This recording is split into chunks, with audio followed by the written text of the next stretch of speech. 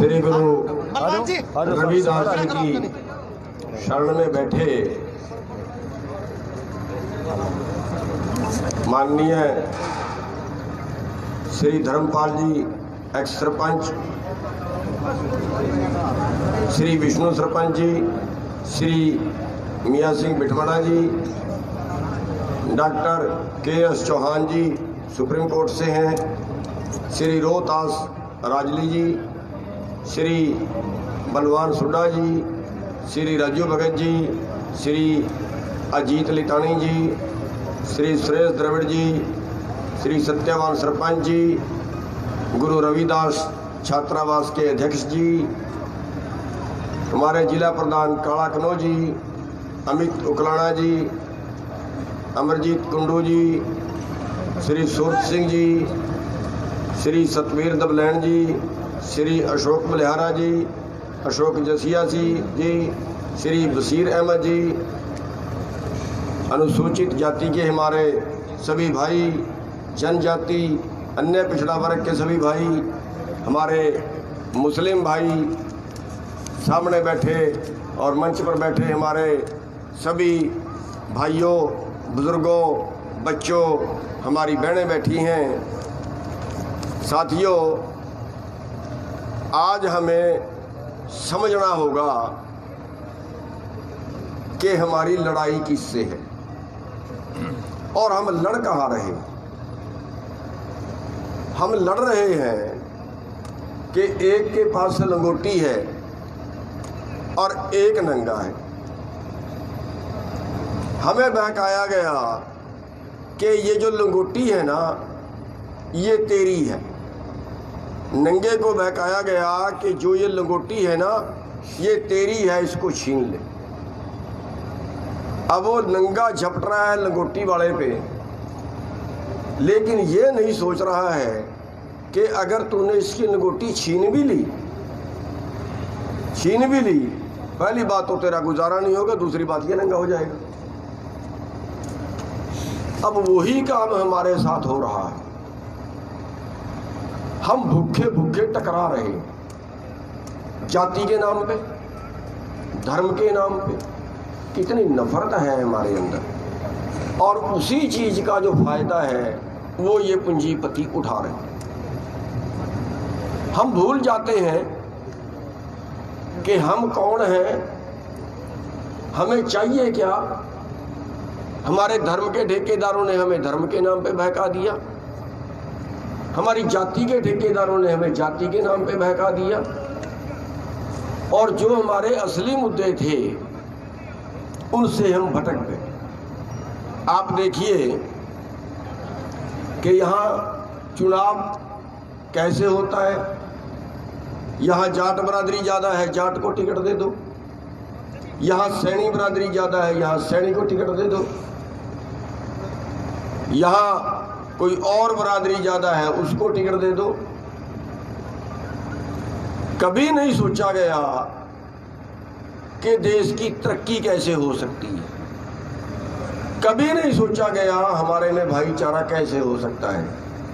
हमने कभी वोट देते वक्त नहीं सोचा कि हमारे मुद्दे क्या हैं। साथियों, जिस देश को हजारों लोगों ने कुर्बानियां दे के आजाद कराया, क्या वो देश बन गया? क्या इस देश का सपना देखा था हमारे शहीदों ने? क्या पोजीशन है आज? आज हमारा देश भुखमरी में 107 देशों में 94वें स्थान पे खड़ा है, और उसमें एक जाति के लोग नहीं हैं। वो भुखमरी से मरने वाले एक धर्म के लोग नहीं हैं, सभी जातियों के और सभी धर्मों के हैं। और भूख कभी जाति नहीं देखती, भूख कभी धर्म नहीं देखती। आज हमारे 45% बच्चे, जिनको हम पूरा खाना नहीं दे पाए, पूरी खुराक नहीं दे पाए, 45% बच्चे जिनकी अपनी उम्र से बढ़वार कम है, जिनका अपनी उम्र से वजन कम है, देश का रिकॉर्ड है, जो देश का रिकॉर्ड है वो बता रहा हूं। कितने भूख से मर रहे होंगे सोच सकते हैं, कितने बिना इलाज के मर रहे होंगे। ऐसी हालत के अंदर एक नेता अरबपति है और उसका 2-4 करोड़ भी अगर खर्च आता है बीमारी पे, अमेरिका में जाके इलाज कराता है तो सरकार देगी खर्चा। लेकिन अगर आप में से कोई बीमार हो जाए और 10 लाख 20 लाख रुपया लगे तो घर पे लाना पड़ेगा मरीज को उठा के, कोई इलाज नहीं है आपके लिए। उनके लिए हमारी कई मीटिंगें हुई, उसमें एक पानी की बोतल रखते थे वो।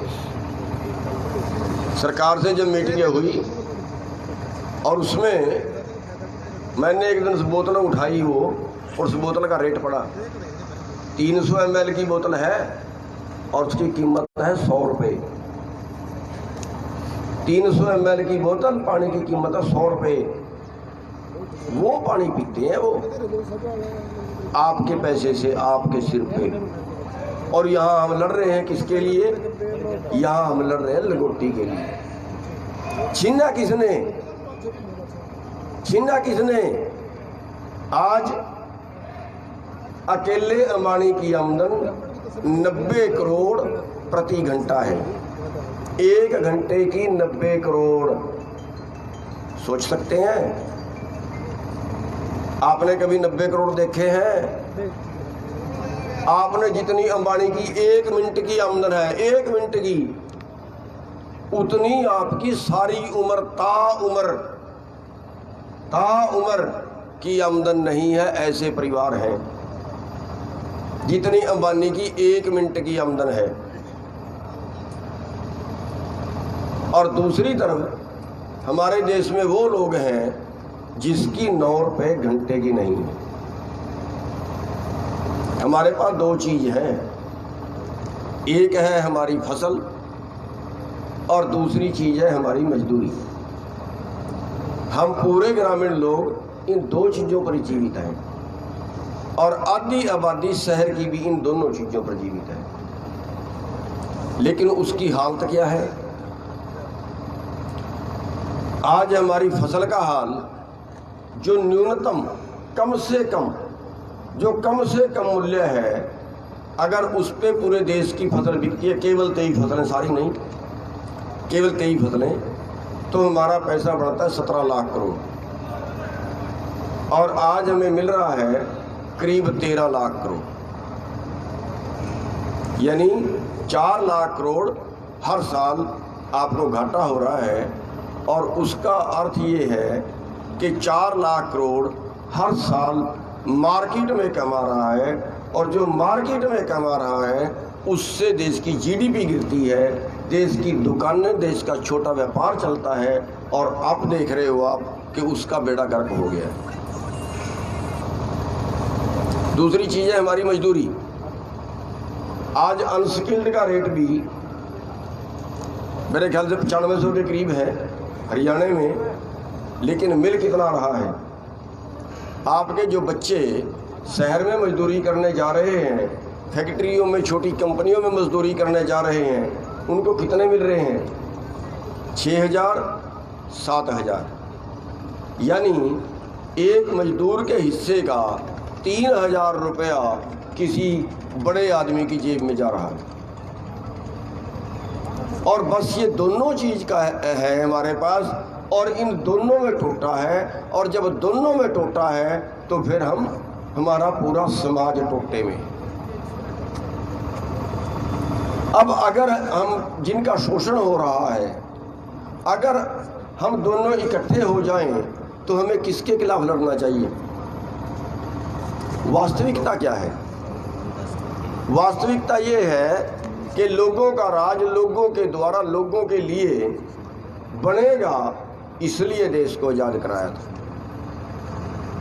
अंग्रेजों का राज नहीं चाहिए, लोगों का राज चाहिए, और लोगों द्वारा बनाया जाए और वो लोगों के लिए ही काम करे। लेकिन अब क्या हो गया है? अब पूंजीपतियों का राज पूंजीपतियों के द्वारा पूंजीपतियों के लिए हो गया है। जो 10 करोड़ खर्चे का एमपी बनेगा 4-5 करोड़ टिकट के लिए भी देने पड़ेंगे। जितने पूंजीपति हैं आज जितने राज्यसभा के मेंबर हैं उनमें आधे देश के पूंजीपति हैं जिन्होंने चुनाव नहीं लड़ा, पार्टी को चंदा दिया, राज्यसभा का मेंबर बन गया।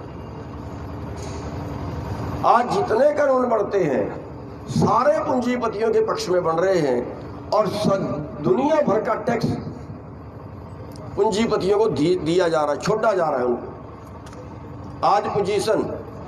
आज करीब 7 लाख करोड़ रुपए का टैक्स है जो पर साल पूंजीपतियों को छोड़ के अमीर बनाया जा रहा है। यानी पूरे देश के किसानों और मजदूरों के कर्जे के बराबर। आज हर साल कितने हजार करोड़ रुपया पूंजीपतियों का कर्जा माफ किया जा रहा है। लेकिन जब आपका कहीं कर्जा माफ करने का या आपसे कुछ राहत देने का नाम आ जाए तो सरकार की सांसें फूल जाती है। आज देश का एनपीए जो बड़े पूंजीपतियों ने लेके मार लिया, आज वो 15 लाख करोड़ रुपए है। 15 लाख करोड़ देश के टोटल किसानों के टोटल कर्जे से 2 गुना।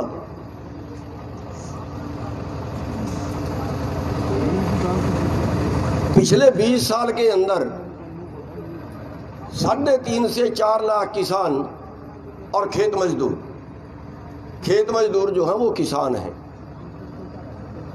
3.5 लाख से 4 लाख के बीच ये लोग आत्महत्या कर चुके हैं कर्जे से दब के। 50,000 कर्जे के लिए बैंक ने उठा के जेल में डाल दिया, नीलामी आ गई, मर गया, आत्महत्या कर ली। उसी देश में 20,000 करोड़ के कर्जे में 50,000 करोड़ के कर्जे में एक भी पूंजीपति अगर मरा हो तो बता दो, एक भी पूंजीपति जेल में गया हो तो बता दो कि आखिर हम क्या सोच के घर बैठे हैं। हम कब लड़ेंगे? क्या अरे इसी जन्म में तो लड़ेंगे, क्या हम अगले जन्म के भरोसे बैठेंगे तब लड़ेंगे? अरे खा गए हमें ये पूंजीपति लोग खा गए हमें और हम चुप हैं, फिर अपने घरों में डूब के बैठे हैं। क्यों? कब खड़े होंगे? किस लिए आजाद कराया था देश को? ये इतना शोषण देखने के लिए?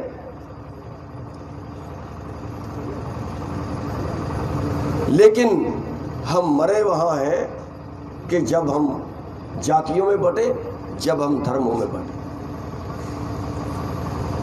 हमारे भाई ने आपसे कई प्रस्ताव पास कराए, बस एक प्रस्ताव मैं पास करवाता हूं आपसे कि सारे किसान भाई अपने घरों में अंबेडकर की फोटो लगाएंगे। हाथ उठा के बताइए जितने किसान बैठे हैं यहाँ, अपने घरों में अंबेडकर की फोटो लगाएंगे। और जितने हमारे मजदूर बैठे हैं यहाँ, वो सारे हाथ उठा के बताएं कि आज के बाद अपने घर में सर छोटूराम की फोटो लगाएंगे। साथियों, हम 1 और 1 2 नहीं, 1 और 1 11 हो जाएंगे और इन पूंजीपतियों को पीट लेंगे। बस यही लड़ाई है, यही समझ में आ जाए तो बेड़ा पार हो जाएगा। साथियों, आज जानते हो अंबानी की घरवाली पे कितने पैसे का मोबाइल है? 315 करोड़ का। जानते हो उन्होंने 15 साल पहले मकान बनाया, कितने पैसे का बनाया है? एक परिवार ने कितने पैसे का बनाया है? 9,000 करोड़ का। उनकी लड़की पूजा के लिए तैयार होती है 280 करोड़ में।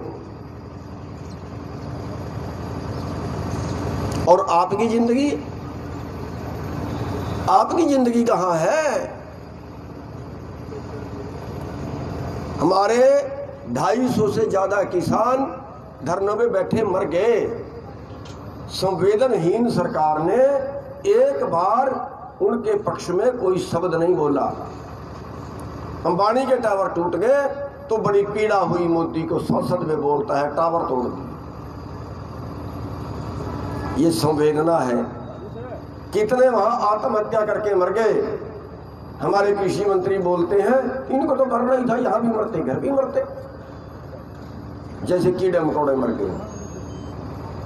साथियों क्यों आखिर क्यों नहीं समझ रहे हम, और कब समझेंगे? अरे ये लड़ाई आपके बच्चों के भविष्य की है। क्या 6,000 में आपका बच्चा 6,000 रुपये मजदूरी करके परिवार चला लेगा? अगर नहीं चला सकता तो फिर आप क्या कर रहे हो? ये आपके बच्चों के भविष्य का सवाल है, जिसके लिए आदमी कुछ भी कर गुजरता है। साथियों, ये लड़ाई बीजेपी से नहीं, ये लड़ाई कारपोरेट वर्सेस जनता, पूंजीवादी वर्सेस जनता के बीच में है। और इन पूंजीवादियों के खिलाफ, इन पूंजीपतियों के खिलाफ अगर आप खड़े हो जाए ना, तो सब कुछ हो सकता है।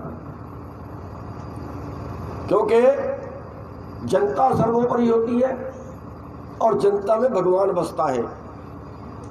भगवान का दूसरा रूप होती है जनता। लेकिन हमने क्या कह दिया? हमने छोड़ दिया कि शायद हमारी किस्मत में बस ऐसे ही है, ऐसे ही पैदा होना था, ऐसे ही मरना है हमारी किस्मत में। और एक महात्मा से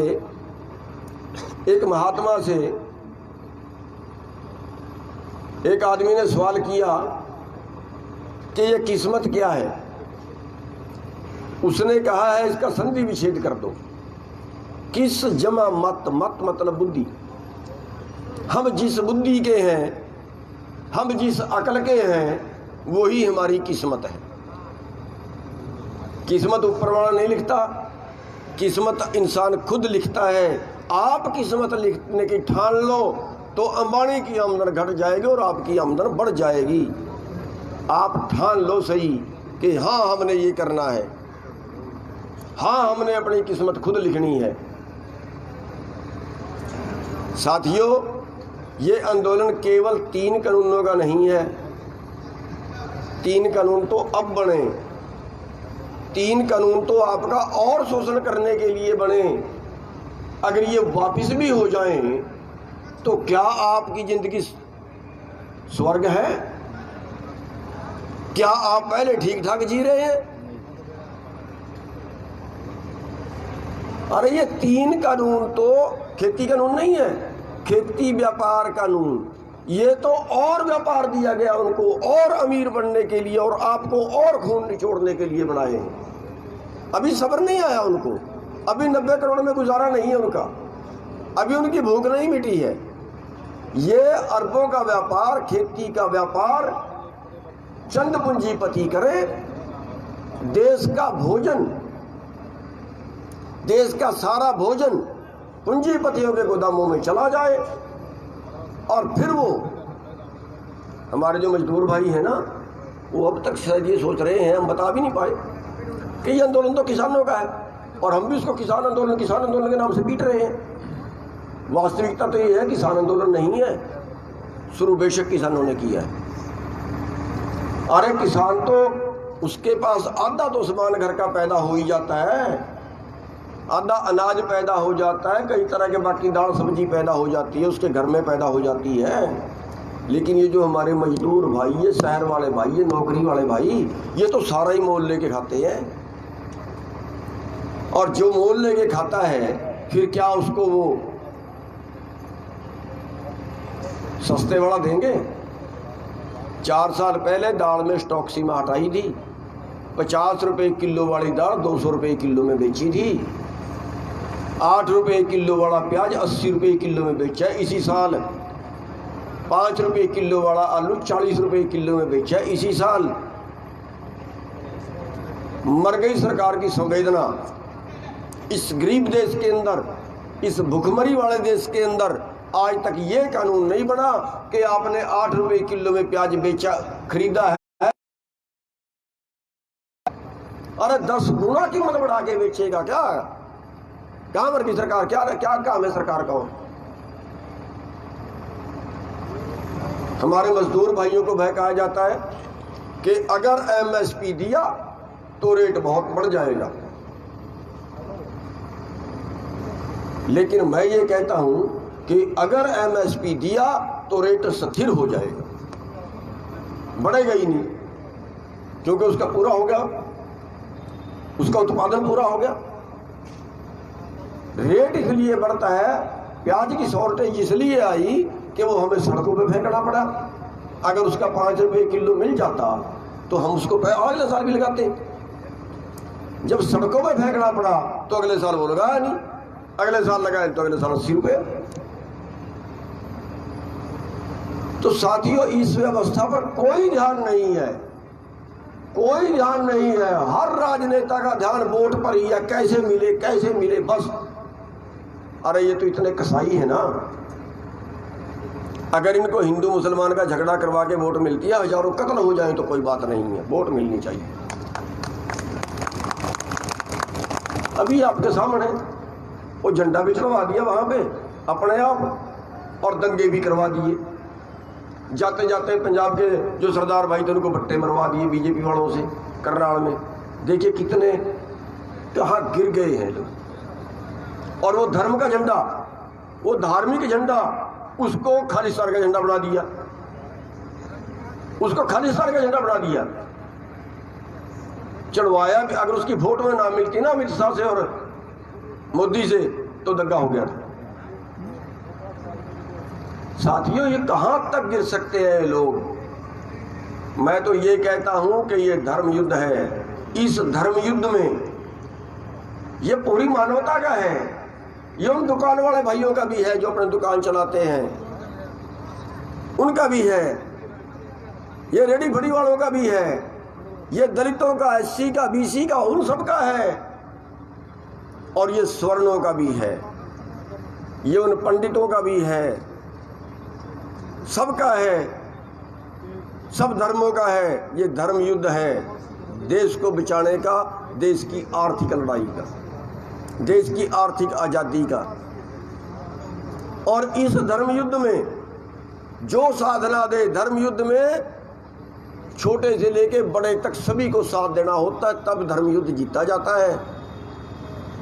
इस धर्म युद्ध में जो साधना दे, जो आपका सहयोग ना करे, किसी भी पार्टी का हो, वो सरपंची से लेके, वो गांव के मेंबर से लेके और एमपी तक किसी भी चुनाव में खड़े, उसको वोट मत देना, चाहे गधे को दे देना। इनका अंबानी का, अडानी का एक और देवता पैदा हो गया, रामदेव, जो कहता था 35 रुपए मिलेगा पेट्रोल, अब 100 से ऊपर हो गया। अब एक दिन डायलॉग आ रहा था, कह रहा है 101 रुपया कन्यादान डालते हैं ना शादी में, उसकी जगह 1 लीटर पेट्रोल भी ले सकते हो। वो भी खा गया देश को लूट लूट के, टैक्स छोड़ छोड़ के अमीर बना दिया। आज देश के 5वें नंबर का अमीर है। देश के मॉडर्न डाकू, इन मॉडर्न डाकुओं का सामान मत खरीदना, बाकी किसी का खरीद लो बाजार से, छोटे दुकानदारों से खरीदो, छोटी कंपनियों का खरीदो, इनका मत खरीदो, इनकी मरोड़ से निकल जाए कुछ। साथियों, एक और मैं कहूंगा, हमारे दोषी पुलिस वाले नहीं हैं, हमारे दोषी अधिकारी भी नहीं हैं, हमारे दोषी हैं हमारे नीतिकार। हमारे दोषी हो सकते हैं बीजेपी वाले, हमारे दोषी हो सकते हैं जेजेपी वाले। जमकर विरोध करो इनका अगर हमारे बीच में आते, मत करने दो प्रोग्राम इनको कहीं। वोट हमारे से ली और कानून पूंजीपतियों के, वोट हमारे से ली काम पूंजीपतियों के लिए, और फिर हमारे बीच में आए। क्यों जाए हम इनकी रैली में? क्यों बजाए हम इनकी बात में ताड़ी? क्यों करने दें हम इनको पंचायत? साथियों, इनका जम के विरोध करना है। तो बस मैं अपनी बात को बहुत ज़्यादा लंबी नहीं करूंगा, क्योंकि मेरे को भी अगले प्रोग्राम में जाना है। टोहाना में अगला प्रोग्राम है, यहाँ पे बहुत ज़्यादा टाइम लग गया है। तो साथियों, बस मैं इतनी सी बेनती करूंगा कि हमने 1 और 1 11 होना है। मैं भी आज यहाँ वादा करता हूँ कि मैं जाते ही अपने घर में अंबेडकर साहब की फोटो लगाऊंगा। और साथियों, हम तुम्हारे साथ हैं। ये हमारे छोटे भाई हैं। हमें हर जगह पे छोटे भाई की तरह प्यार देना है इनसे। हमें हर जगह छोटे भाई की तरह इज्जत सम्मान देना है इनसे। और मैं एक और बात कहूंगा कि हमें कभी इन पे मुसीबत आ जाए, कभी हमारे एससी भाई पे, बीसी भाई पे, दलितों पे कभी मुसीबत आ जाए, हमने हर जगह पे इनके साथ में खड़ना है। हमारे छोटे भाई हैं, हम इनको मान सम्मान भी देंगे। और ये भी आज जिस तरह से इन्होंने ये शुरुआत की है, एक पौधा लगाया है, इस शुरुआत का हमारे भाइयों ने जो पहल की है, हम उनके लिए अति आभारी हैं उनके। और आज जो हमारे किसान भाई, जो उन्होंने भी आज वादा किया कि अपने अपने घरों में अंबेडकर साहब की फोटो लगाएंगे और बड़े भाई और छोटे भाई जैसा रिश्ता निभाएंगे, उन सब के आभारी हैं। आज के आयोजकों के, सभी जिन्होंने आज समर्थन किया, उन सभी के हम अति आभारी हैं, अति धन्यवादी हैं। यहाँ पे लंगर लगाने वालों भाइयों के भी अति धन्यवादी हैं। और एक बार मैं सबको धन्यवाद करते हुए नमस्कार करता हूँ सभी भाइयों का।